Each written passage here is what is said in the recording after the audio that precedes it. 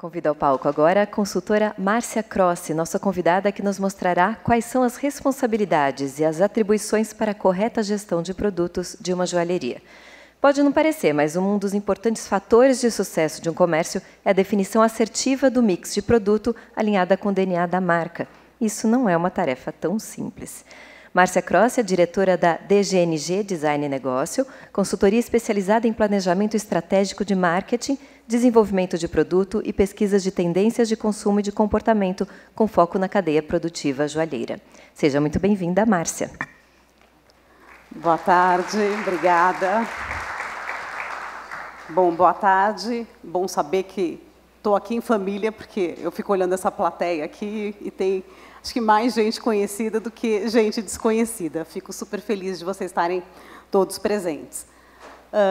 Bom, acho que para quem não me conhece, acho que são poucas as pessoas, mas mais de 25 anos aí no setor joalheiro, então vivenciando um pouco do perfil de cada característica de cada ponto de venda, da indústria, do desenvolvimento de produto, entendendo um pouco toda a nossa cadeia e como isso se aplica dentro da identidade da marca.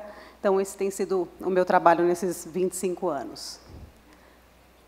O desafio foi falar de gestão de produto. Gestão de produto é muito amplo, né? Ela é uma ação que interfere em todos os aspectos dentro de um varejo. E principalmente porque a gente precisa ter uma vivência em loco, a gente precisa conhecer o produto que a gente vende de uma forma muito detalhada, muito profunda. Então, falar de gestão de produto, a gente vai estar aqui dando uma pincelada de como a gente pode começar a estruturar uma gestão de produto mais eficiente dentro da sua loja. E isso pensando que aqui a gente tem pessoas de todos os padrões de varejo, desde o micro, do pequeno, do médio, do grande, e ele se aplica a todos de maneiras diferentes. O importante é a gente conseguir encontrar uma métrica, um lugar comum para poder estar falando sobre tudo isso. O que eu aprendi nesses 25 anos é que em todos os varejos que eu passei, não existe um em que o dono do varejo não conhecesse profundamente o seu negócio. Isso tem um lado bom e tem um lado ruim, porque quando a gente conhece, a gente acaba desenvolvendo um feeling sobre ele, a gente tem um sentimento sobre o nosso varejo. Se eu perguntar a qualquer momento para qualquer um de vocês o que você vende na sua loja, o que você não vende na sua loja, vocês todos sabem me responder imediatamente. E isso acaba virando uma rotina de uma aprovação. A decisão de compra está muito relacionada a vocês. Vocês acabam vindo na feira e vocês tomam a decisão da compra do produto de vocês. E muitas vezes pelo feeling e não pelos dados que você pode ter dessa informação para ela ser mais assertiva. Então, isso é fato. O feeling de vocês é poderoso e vocês têm que estar escutando. Só que a gente tem que saber a hora em que a teia de aranha começa a fazer parte da decoração. E esse é o grande problema que eu vejo. O movimento de consumo mudou. O novo consumidor hoje é diferente de 10 anos atrás. E a nossa percepção tem que estar alinhada com isso. E, às vezes, a gente vai perdendo um pouco essa percepção porque a movimentação de consumo é muito maior. Né? O que a demanda, o que esse nosso consumidor está desejando, vem mudando ao longo dos anos. E a gente acaba perdendo um pouco essa percepção. E é a hora que eu falo que começam a aparecer as teias de aranhas. Só que ela pode aparecer e eu estar enxergando, mas na hora que o meu cliente começa a enxergar, ele começa a ter uma imagem um pouco distorcida da realidade. Às vezes eu tenho um display maravilhoso, eu tenho uma loja maravilhosa, eu tenho uma equipe extremamente bem treinada, mas eu não estou coerente com o produto que esse cliente está pedindo, ou que ele está procurando. Né? Então, a teia de aranha, às vezes, começa ali, e muitas vezes em cima do eu acho. Né? A questão que eu percebo sempre, não, eu acho que isso vende, eu acho que isso está certo, eu acho que isso combina, eu acho que aqui a gente vai ter uma assertividade. O eu acho, enquanto feeling, ele é fundamental, mas ele tem que ser... a gente tem que testá-lo, a gente tem que ter uma comprovação sobre isso. Como que esse produto realmente... Eu preciso entender como que ele interfere na venda, como ele está relacionado com todo o meu mix de produto. Eu tenho que entender como esse produto está posicionado e qual que é a estratégia de marketing que eu vou fazer para vendê-lo. Porque cada produto necessita de uma estratégia diferente dentro da sua necessidade no meu mix de produto. Então, eu preciso criar uma forma de poder entender e classificar os meus produtos para fazer uma boa gestão. E aí, a grande pergunta, né? Quem decide o que eu vou comprar? Dentro dos estandes, aqui na feira, em muitas fábricas, eu percebo que a decisão de compra está muito em cima do que eu acho, que é o que a gente estava falando. Só que quem tem que responder isso, gente, é o histórico de venda. Eu preciso vir para a feira já tendo feito uma análise do meu histórico de venda, do que realmente está sendo necessário, porque olha como a gente pode ter erros de informação. Se a minha equipe de venda diz para mim, olha, está precisando comprar medalhinha de São Bento de 3 gramas. É uma informação correta? É? Vocês acham que está correta? Precisa? Depende. Quem falou depende? Fale.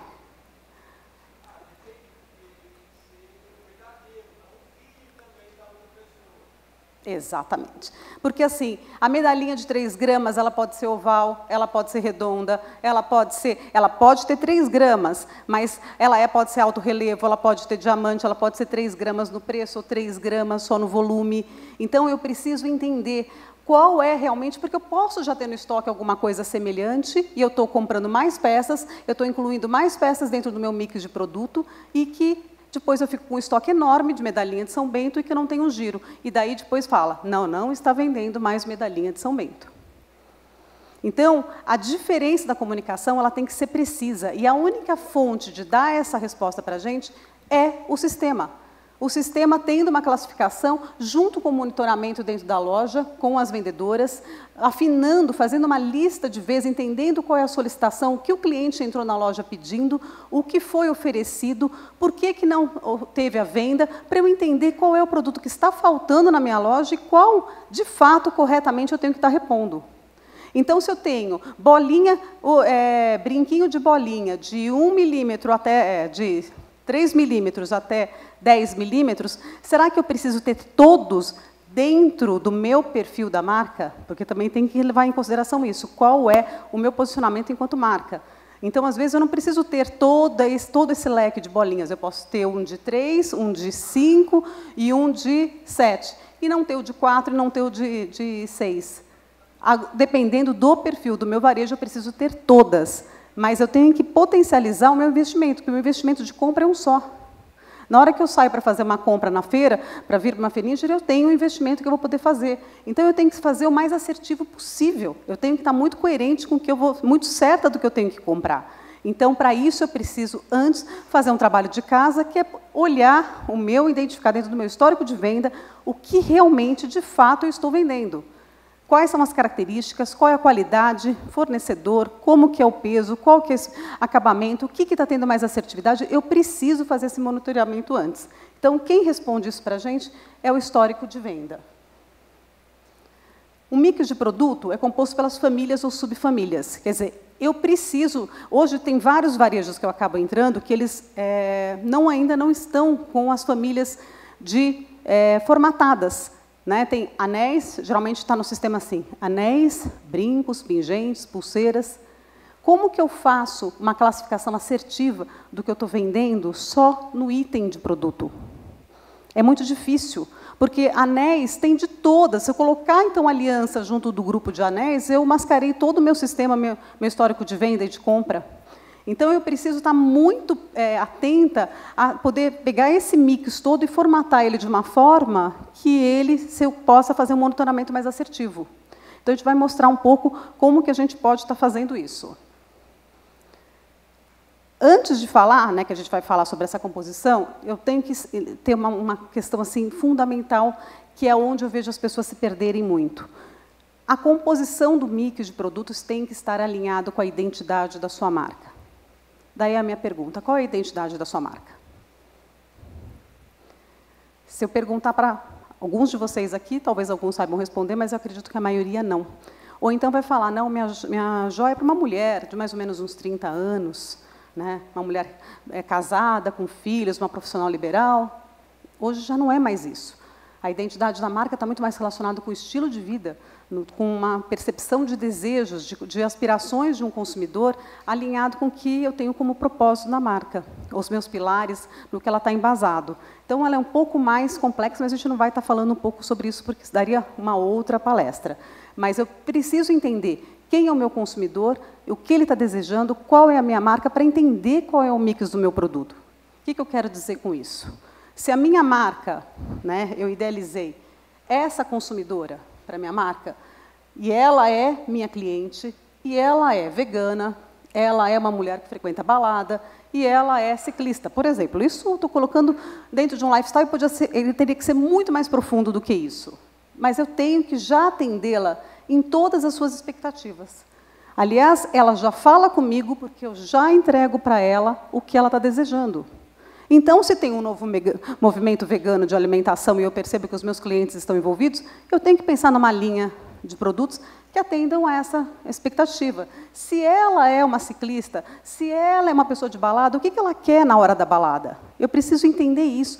O que ela procura dentro da minha loja para ir na balada que ela vai? O que ela quer? Ela quer um brilho? Ela quer, ela quer ostentar? Ela quer se tornar mais sexy? O que ela quer? O que ela procura dentro da minha loja? Eu preciso, e isso não tem como não ser feito, a não ser conversando, entendendo, estudando o perfil e o movimento do meu consumidor final. E eu tenho que entender, principalmente, que o meu consumidor evolui. Ele cresce, ele envelhece, ele não é estátua, quer dizer, ele não fica perene num movimento. Né? Ela começa a ser minha cliente, às vezes, com 15 anos, porque a avó deu, porque ela ganhou algum presente, e ela casa, e depois ela tem filhos, e ela vai envelhecendo, e a minha marca precisa atendê-la, porque nós corremos um risco muito grande que acontece hoje, muito sério, em muitos varejos, que o nosso cliente está envelhecendo. Está envelhecendo e eu não consigo falar com a neta, eu não consigo falar com a sobrinha. Então, e aí? Como é que eu vou perder daqui a pouco um consumidor e não vou ter ganhado um novo consumidor para a minha marca? Então, eu preciso estar atento nessa movimentação, porque amanhã o desejo dela é outro. Né? A menina da balada vegana ciclista, hoje tudo que ela deseja é o pingente de bonequinho porque ela teve bebê. Então, vai mudando completamente o foco de atenção dela em relação à joia. E eu preciso estar atenta para isso, para poder estar entregando isso para ela. Quando a gente fala no mix de produto, aqui seria, dentro dos meus 100% de produtos que eu tenho dentro da loja, de uma forma muito simplória, como que eu poderia trabalhar com os poderia ter os religiosos, o infantil, formatura, aliança, masculino, argola. Estou colocando de uma forma bem... Claro que a gente sabe que tem muitos outros itens, mas essa seria uma das formas mais simplistas de poder organizar, de poder começar a agrupar os meus produtos para poder fazer uma métrica deles depois. Porque, para eu poder fazer uma métrica, eu tenho que ter um histórico passado. Eu preciso comparar um período com um novo período para poder entender qual é o resultado disso. Né? Se teve aumento, se teve queda, se manteve, se eu devo investir, se eu devo parar, se eu devo reformar, tirar de linha, fazer promoção. Todas as minhas ações de marketing vão estar relacionadas a essa análise. Esse seria um aspecto do mix de produto. Mas eu posso usar outros, eu posso fazer como matéria-prima, eu posso usar como critério a matéria-prima para poder agrupar. Aonde eu entro ali, ó, anéis, isso pegando só anéis, eu teria que pegar brinco, pingente, ouro amarelo, ouro branco, ouro rosé, gemas, safira, rubi, esmeralda e as brasileiras, pérola, diamante, daí quando for o ouro branco, eu repito isso. Então, essa seria uma forma simplória, 2, de fazer um agrupamento, mas aqui eu já consigo ter dados comparativos. Eu já consigo separar depois os meus anéis amarelos de pérolas que eu vendi nos primeiros 6 meses do ano passado com a minha venda nesses primeiros 6 meses. Né? E eu consigo entender a movimentação. Ou então, a cada 3 meses, porque eu tenho que estar sempre monitorando. Estoque, gestão de produto é uma coisa que tem que estar sempre sendo monitorada. Ele é vivo, ele muda, eu preciso estar repondo, eu preciso estar atento às suas movimentações. Então, eu preciso estar sempre catalogando isso para poder fazer as minhas métricas. Outra forma, por segmento, que seria um pouco isso. Religiosas, alianças, infantil, masculina. Eu posso pegar por estilo e fazer uma nova classificação. E aqui eu entro nas religiosas, as com gemas, as com pérolas, as com diamantes, gemas quando entro nas sequências. É um novo formato de classificar o seu estoque. Aí, cada um vai ter que avaliar como isso já está dentro do seu sistema, como que vocês já estão classificando isso, para entender como ficaria mais fácil fazer uma classificação. Mas ela é fundamental para ser o passo inicial. Eu vou dizer que, eu diria que quase mais de 60% dos varejos que eu já visitei não tinham ainda os seus produtos classificados dessa forma, de alguma dessas formas. O que fica quase que inviável você poder fazer uma métrica e depois poder ter uma orientação correta de compra ou reposição de produto. A margem de erro começa a ficar muito alta. Estilo de uso. Eu posso pegar todos os meus produtos e classificar em clássicas, day by day. Clássica seria um perfil de joia mais atemporal, a day by day uma para o dia a dia, uma festa e uma conceitual, que seria uma coleção com design. E todas elas eu volto depois. Dentro das clássicas, aliança, infantil, solitário, formatura. Day by day, amarelo, rosé, branco. Aqui eu estou colocando ainda como característica de matéria-prima, mas eu ainda poderia detalhar isso mais ainda. Eu poderia ir abrindo muito mais campos. Por isso que vale, eu preciso ter um olhar global sobre o meu estoque, entender toda a dinâmica dele e poder começar a criar os formatos. Agora, aonde que a gente vai chegar com isso? A partir do momento que eu já tenho isso no sistema, eu também começo a organizar o meu estoque nas bandejas. Eu posso trazer esse agrupamento para as minhas bandejas e começo a agrupar as joias do meu cofre dentro desse segmento. Se ele já está alinhado, que lá no começo eu falo, com a identidade do meu, com o perfil do meu cliente e com a minha identidade de marca, eu vou criar as categorias e, então, na hora que esse cliente entrar na loja procurando um perfil de produto, eu vou ter uma bandeja já com um grupo de produtos, independente de estar na mesma bandeja brinco, anel, pingente.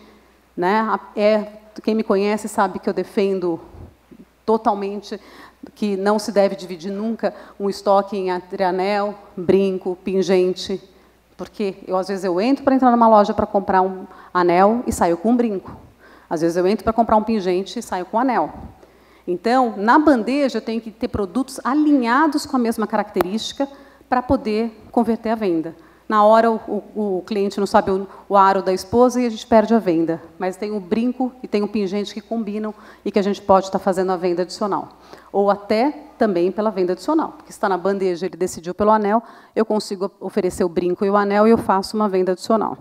Então, a exposição do produto, ela é relevante, sim, na hora da apresentação, mas eu preciso ter um controle de estoque antes, estar organizado isso nas bandejas para poder vir para a mesa de uma forma assertiva. E outra, a questão da vitrine, que a gente já falou até em algumas outras palestras que eu fiz, sobre como a gente faz a vitrine. Que, de acordo com essas bandejas formatadas, o sistema agrupado, bandejas do cofre formatados, eu consigo fazer um planejamento de exposição desses produtos na vitrine. Então, eu consigo expor 100% do meu estoque durante um período de tempo. Então, não corre o risco de ficar com aquelas peças rotuladas pela equipe de venda que não vendem, que ficam escondidas lá dentro do estoque e nunca são levadas para a mesa.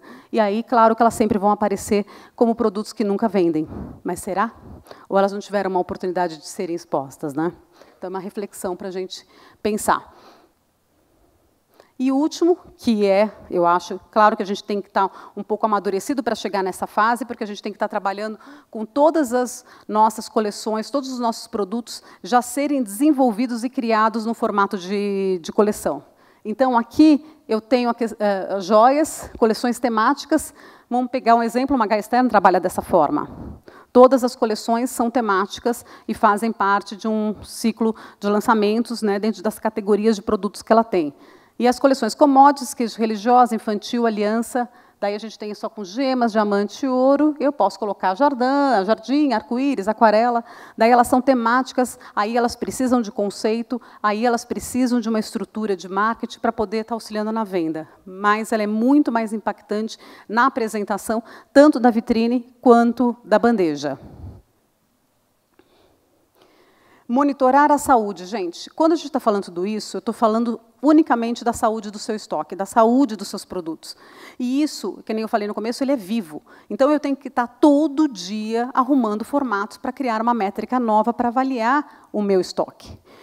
Então, a partir do momento que eu consegui agrupá-lo de alguma forma, que eu criei esses nichos que eu apresentei antes, que a gente pode escolher qualquer um deles para começar um agrupamento, eu já posso ir para uma segunda etapa, porque eu estou indo do básico aqui, gente, do mínimo que a gente pode fazer, que a gente pode empreender amanhã dentro do nosso estoque. A gente pode começar a pegar esses produtos fisicamente e começar a fazer esse agrupamento. E depois classificar tudo isso dentro de um sistema. Não é um trabalho fácil, mas ele é fácil de fazer e pode ser começar a fazer de um dia para o outro. É uma ação que eu estou entregando para vocês que pode ser feita amanhã. E vou entregar mais uma, que é a partir do momento que vocês estiverem com elas agrupadas, vocês já podem começar a fazer para vocês poderem treinar um sentimento e um feeling em relação ao produto que vocês têm. Que é uma técnica até antiga, que é a BCG. Essa é uma técnica, já tem desde a década de 70, é um formato simples, mas ele ajuda muito a gente na hora de classificar o nosso estoque. O que ele diz? Que a gente tem 4 tipos de produtos. O estrela, o interrogação, a vaca leiteira e o abacaxi. Isso dentro da nossa participação de mercado. Participação é quanto a gente está vendendo desses produtos. A estrela e a vaca têm uma alta participação no mercado. A interrogação e o abacaxi têm uma baixa participação no mercado. A gente tem o crescimento, né, o que vai crescendo em termos de venda dentro do nosso próprio varejo. Baixa a vaca leiteira e o abacaxi e alta a estrela e a interrogação. Eu vou explicar para vocês o que são cada uma delas. É simples se a gente pegar... Assim, eu convido vocês a fazerem, a experimentarem isso, avaliarem isso, pegarem uma coleção de vocês, um grupo de produtos de vocês e aplicarem esse exercício. Porque é uma forma da gente começar a ter uma vivência até de questionamento sobre o que nós compramos, que a gente percebe, às vezes, nessa hora que, puxa, errei aqui, podia ter feito aquilo, porque, como eu disse lá atrás, a gente achava. Então, na hora que a gente começa a fazer as métricas, a gente para de achar e começa a ter fatos, né? Realidade do nosso negócio. Ponto de interrogação, gente, eu diria que são as novidades, são aqueles produtos que a gente ainda não... que começa a crescer dentro de uma tendência de mercado, de tendência de moda, e a gente não sabe exatamente como é que ele vai funcionar dentro da nossa loja. Às vezes a gente tem uma resistência, a gente já diz logo de cara, isso na minha loja não vende. E eu digo que não existe produto que não vende. Né? Existe a forma correta de vender o produto, e de falar sobre ele, e de como a gente apresenta esse produto. Então, a questão do ponto de interrogação é um produto que, às vezes, ele tem um conceito agregado que ele precisa ser explicado, ele precisa ser contado. Agora, se eu não fizer isso de forma correta, ele vira um abacaxi. É um produto que logo vai ficar encalhado. O produto abacaxi é um produto que não vende.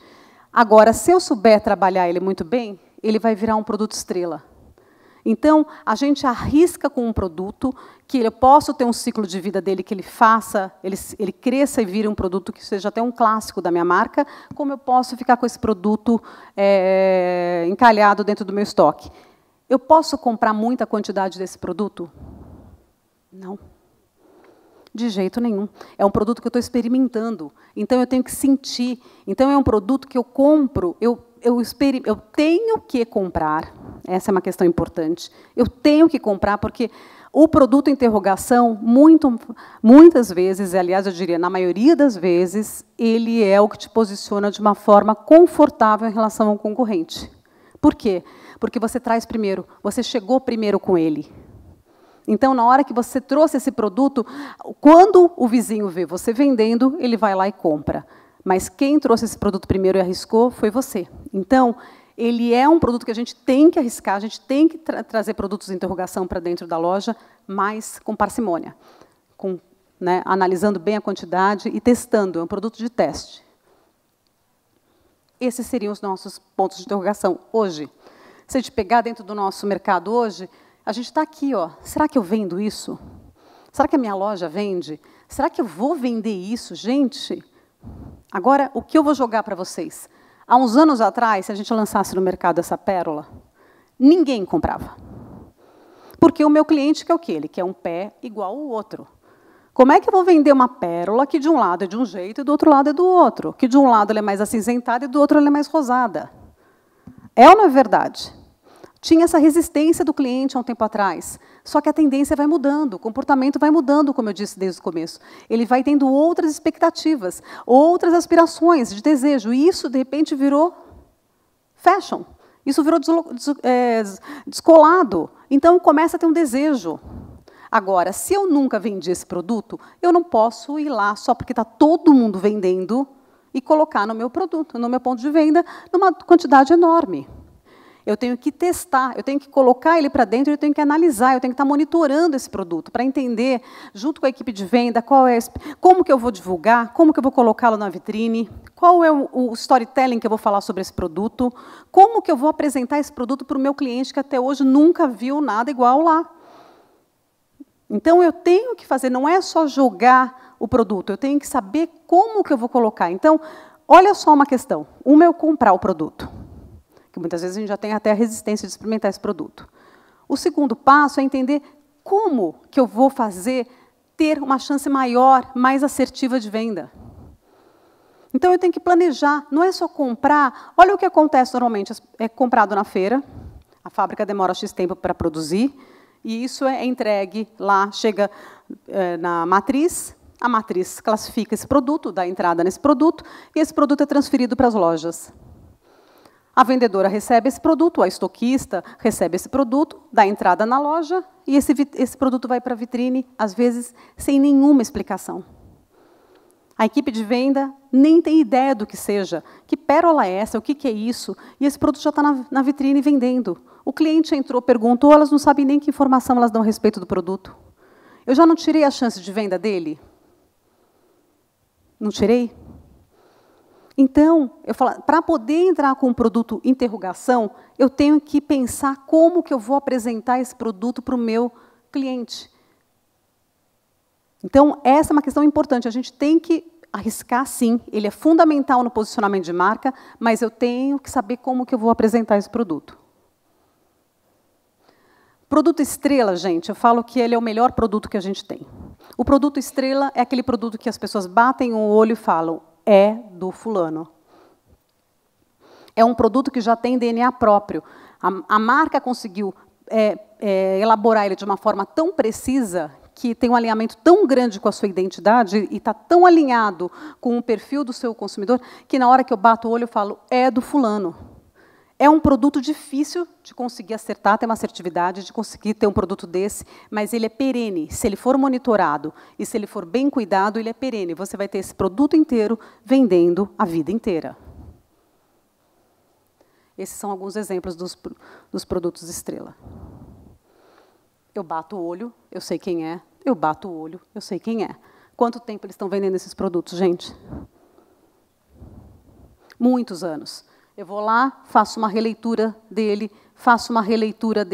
mas ele está aqui, ó, presente há anos. Pode estar sem nenhuma plaquinha, pode estar em algum outro lugar, pode estar sendo usado na mão da minha amiga, eu bato o olho e falo, é do fulano, é do Beltrano.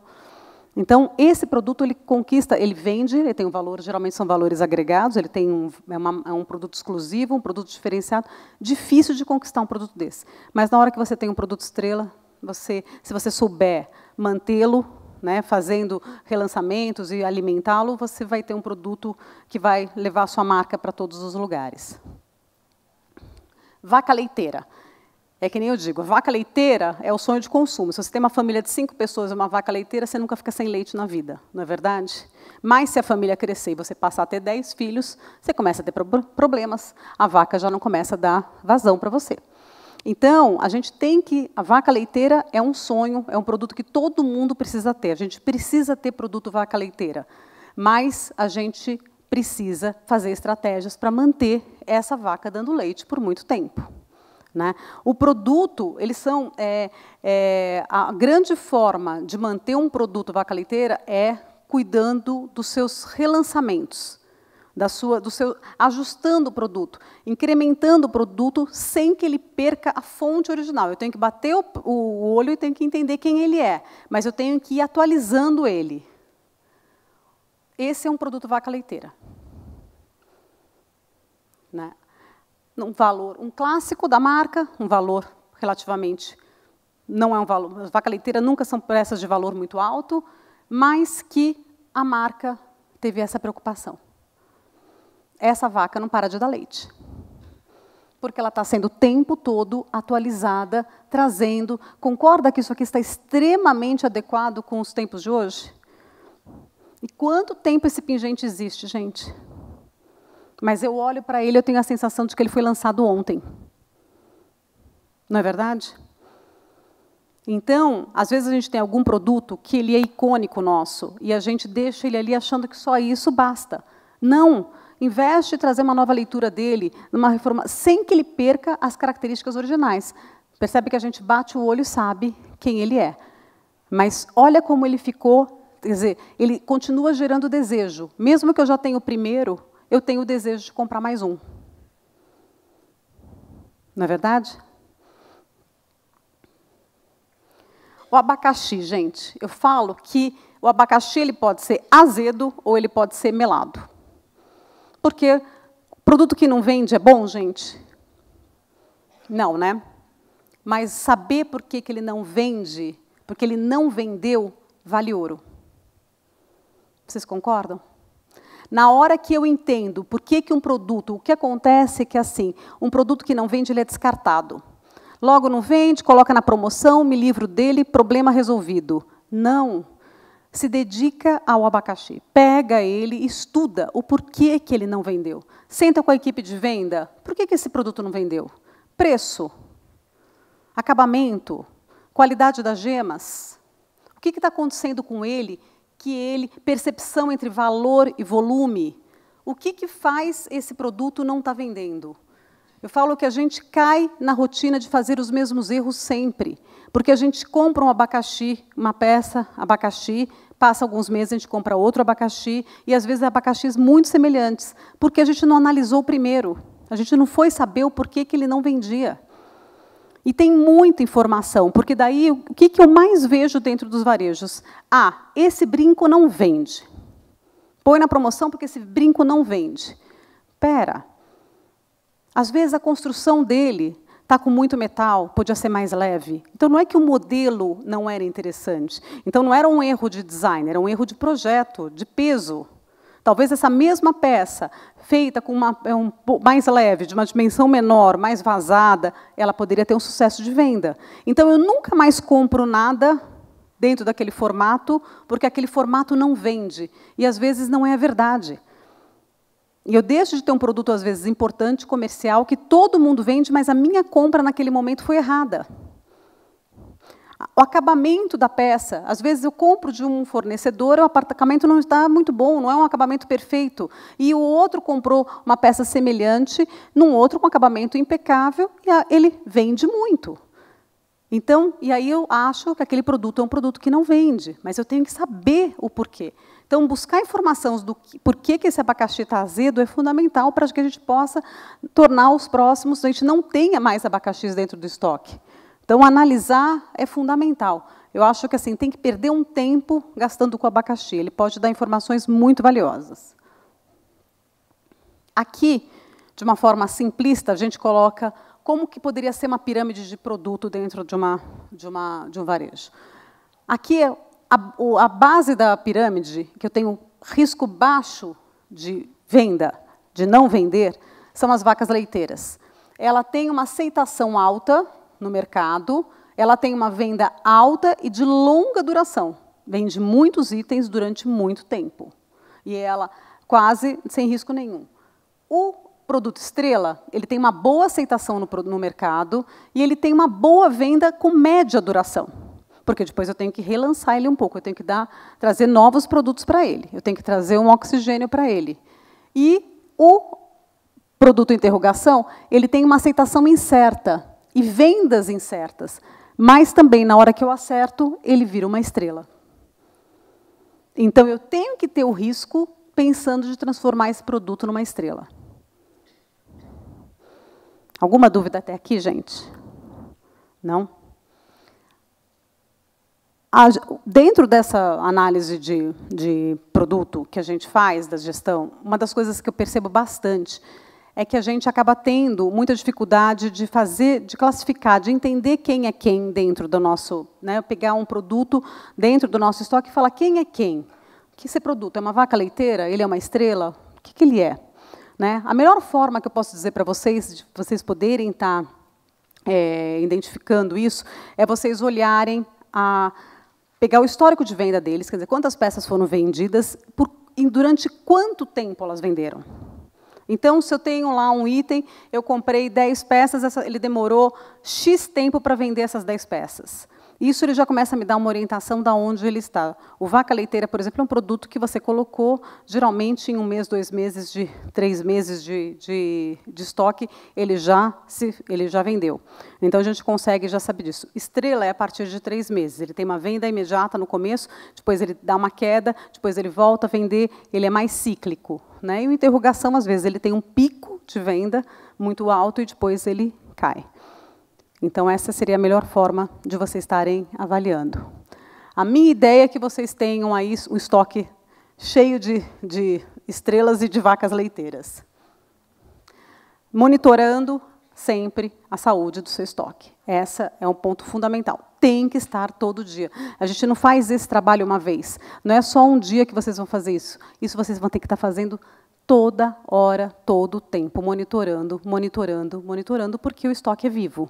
Não é? Todo dia vocês estão comprando peças novas, todo dia vocês estão vendendo, então é fundamental isso. O que eu vou deixar para vocês aqui de dica final? Que vocês profissionalizem.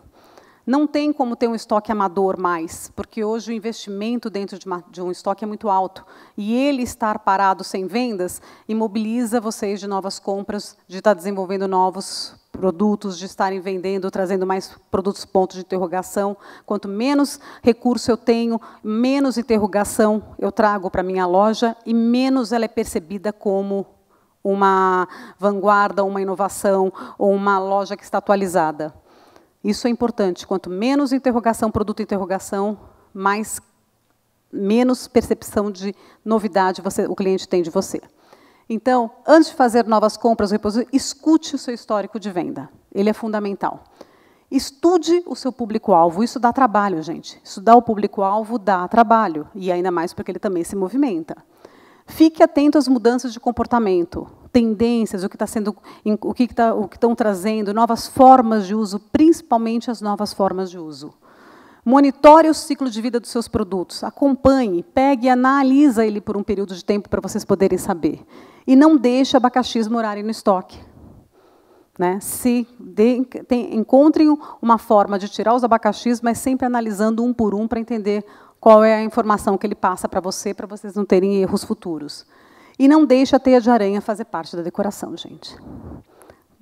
É isso que eu desejo para vocês, que a gente tenha aí uma loja limpa, linda e com muitos produtos estrelas e vacas leiteiras.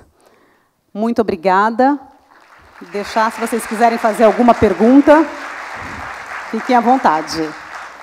Rodrigo, sua pergunta é ótima, porque assim, eu tenho alguns clientes que eu vou te contar algum caso interessante. Ele é de uma região do interior, onde o evento principal da cidade é uma venda de gado, desses gados de raça e tudo mais. Então, o grande evento na região dele é essa feira de gado.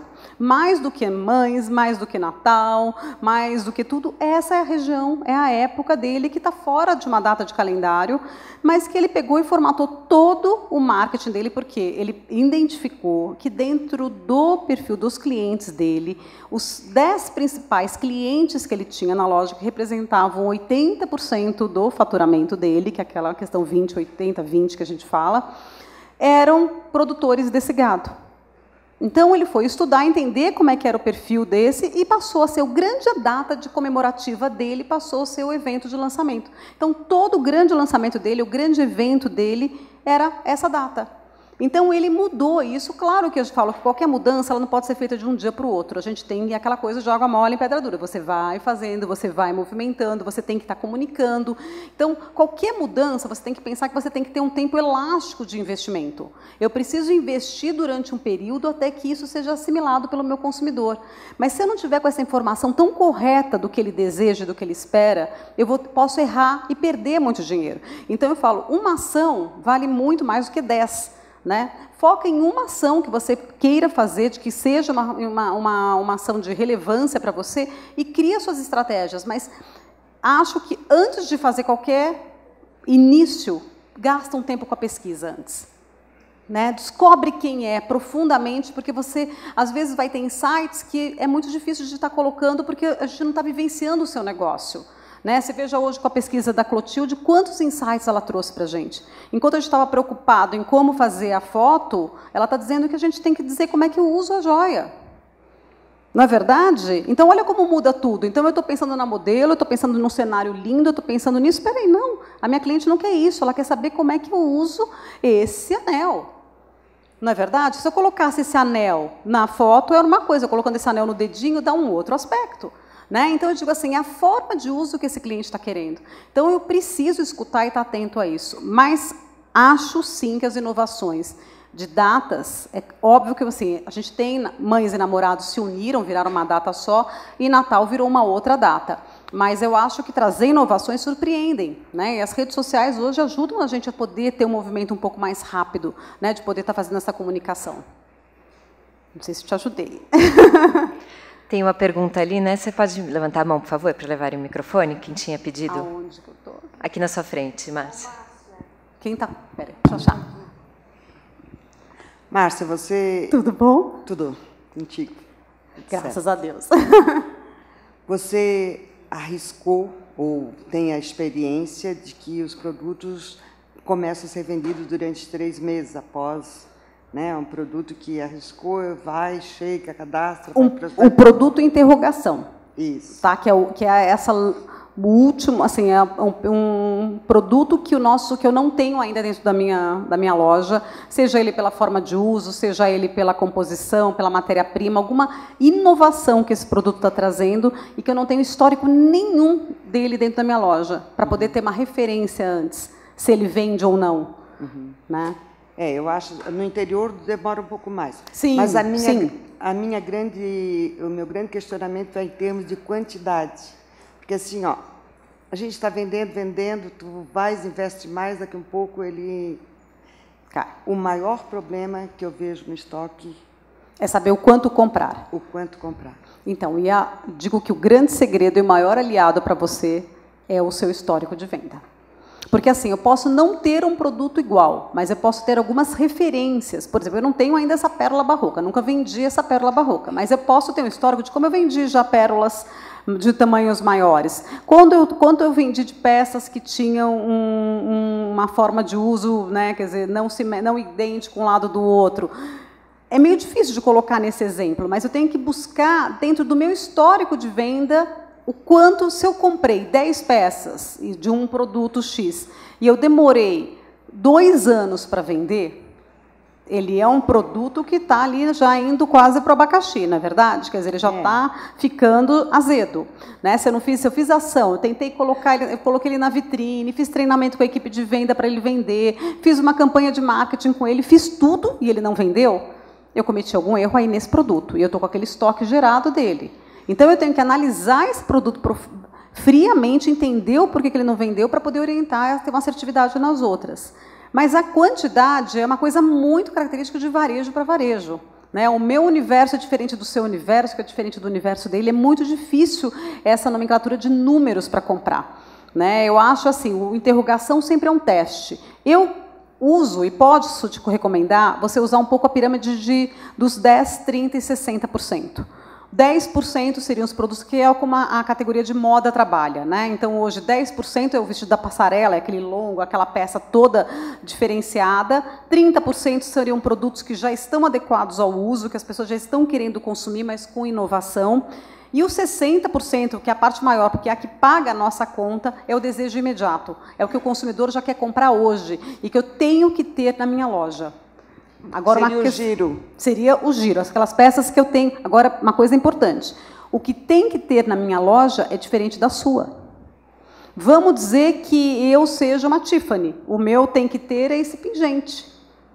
De repente, na minha loja, eu não tenho nada próximo disso, que seja um ícone, que a gente chamaria da vaca leiteira dentro do nosso estoque. Não então, é o acorrentado, né? Não é. Isso é o commodities. Mas se a sua loja carrega esse mix de produtos, de corrente, aliança, religiosos, ele é sim. Ele é um dos seus. Ele faz parte dos seus 60%. Agora, quanto ele entra também para ajudar no adicional de venda? Se eu tenho uma peça, essa sua corrente ela não é um fator adicional de venda? Ela não ajuda a vender um pingente? Então, às vezes, não estar com esse estoque alimentado também dificulta a minha venda adicional na hora da venda.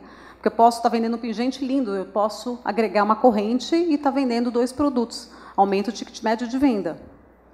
Né? Mas a análise de compra, eu falo, a gente tem que fazer esse exercício antes de ir para fazer a compra. Eu tenho que saber o quanto eu posso gastar para comprar os produtos de interrogação, quanto eu posso gastar para comprar os produtos estrela, né, para desenvolver ou comprar o produto estrela.